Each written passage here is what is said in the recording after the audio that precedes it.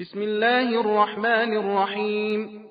وإذا لقوا الذين آمنوا قالوا آمنا وإذا خلا بعضهم إلى بعض قالوا أتحدثونهم بما فتح الله عليكم ليحاجوكم به عند ربكم أفلا تعقلون. أولا يعلمون أن الله يعلم ما يسرون وما يعلنون. ومنهم أميون لا يعلمون الكتاب إلا أماني وإن هم إلا يظنون.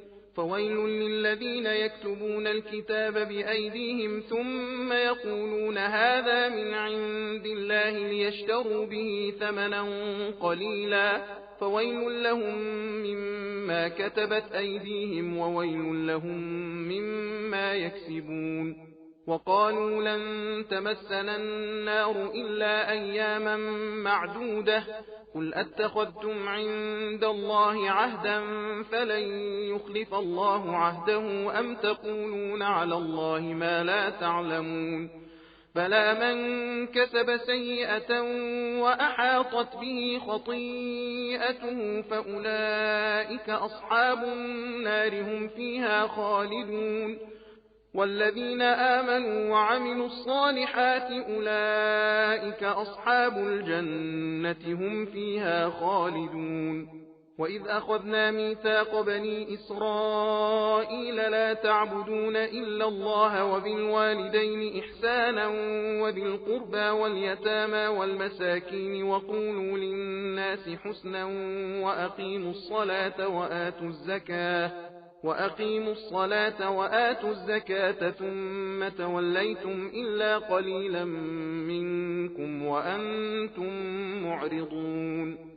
وإذ أخذنا ميثاقكم لا تسفكون دماءكم ولا تخرجون أنفسكم من دياركم ثم أقررتم وأنتم تشهدون.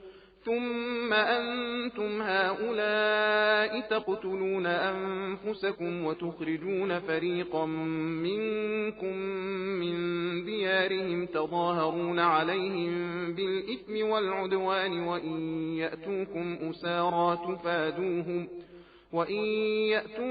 أسارى تفادوهم وهو محرم عليكم إخراجهم أفتؤمنون ببعض الكتاب وتكفرون ببعض فما جزاء من يفعل ذلك منكم إلا خزي في الحياة الدنيا ويوم القيامة يردون إلى أشد العذاب وما الله بغافل عما تعملون.